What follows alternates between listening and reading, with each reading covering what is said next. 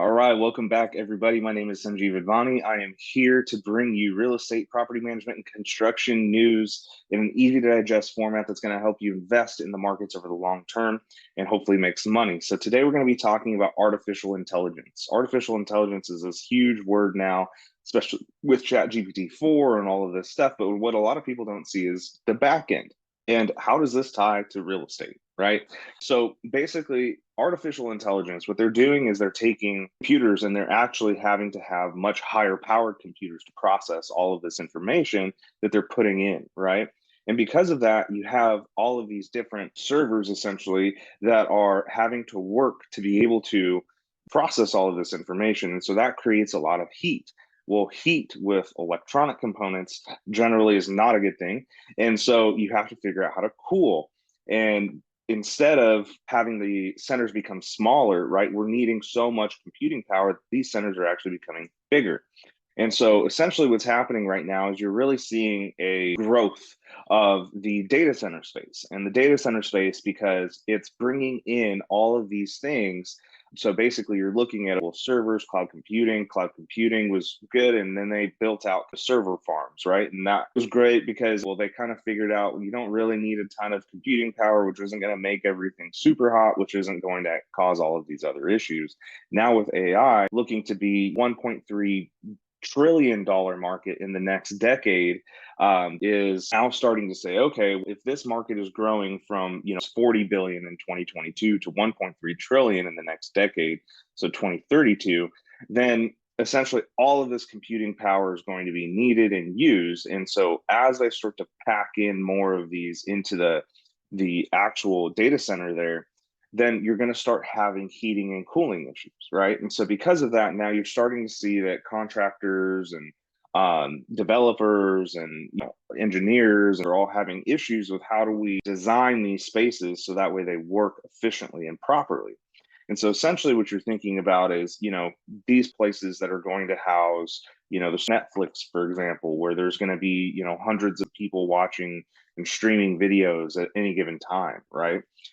The other thing you want to look at there is the fact that, in this, it's generating a lot of power. Excuse me, not generating, it's using a lot of power. So in some estimates, they're using about 300 to 500 megawatts per data center of power. And just to put that in perspective, that would, essentially to 500,000 homes, right? So instead of kind of imagine took 500,000 homes and tried to power them all from one space, what that would have to look like for that one space, right? And so essentially that's what we're having to do.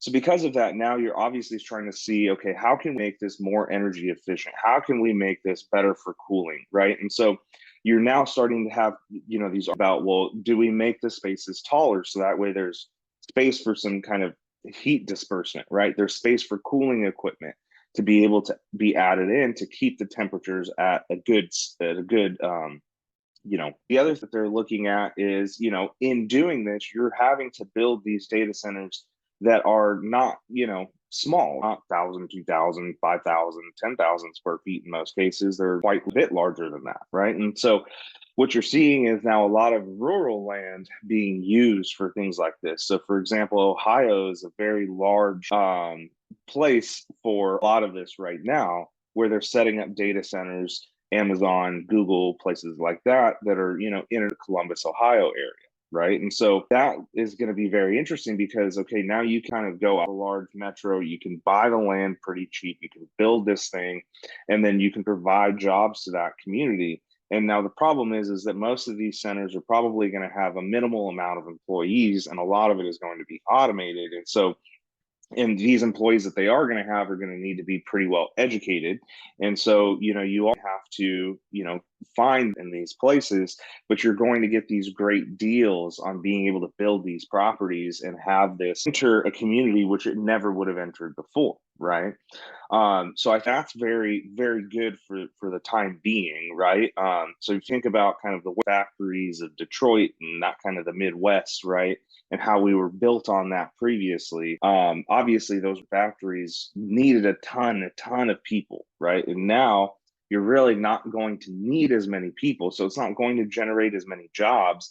But if we are in the process of putting all of these things up, constructing these buildings, that kind of stuff, there are going to be jobs involved in that. And so I think that is a good thing for the area, as long as they're hiring in the area, right? Because a lot of the time it can just be some national company that this is what they do. And that obviously is a very different story.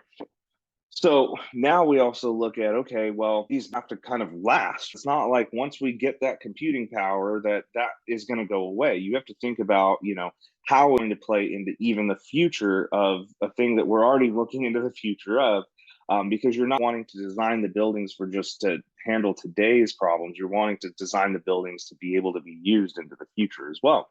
And so that leads a lot of these tech companies, right? Meta, Amazon, Microsoft, Google, to go and spend a lot of money on these centers. And so, for example, in this article, it says about $160 billion in 2022 was spent on cloud computing, which is essentially a 30% increase over the past few years, right? And so that is a pretty good chunk of spending there.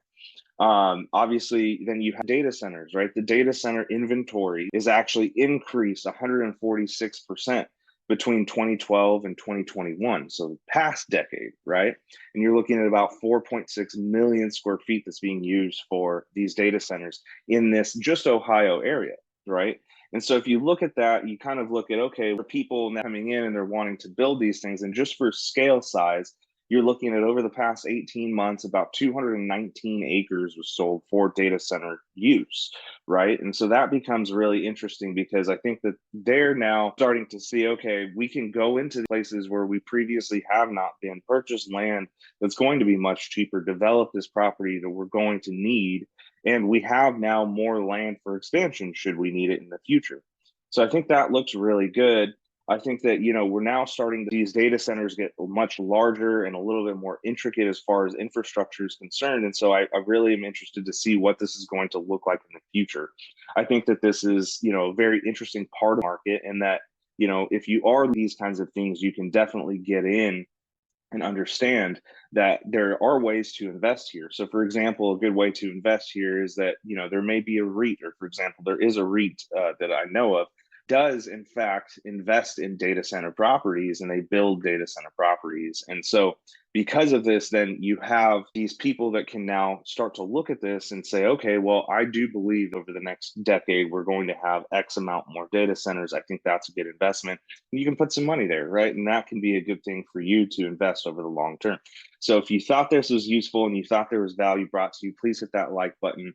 Give us a comment if you thought that there's something that we could do better, or there's a topic that we're missing, and we hope to see you next time. Thank you. Take care.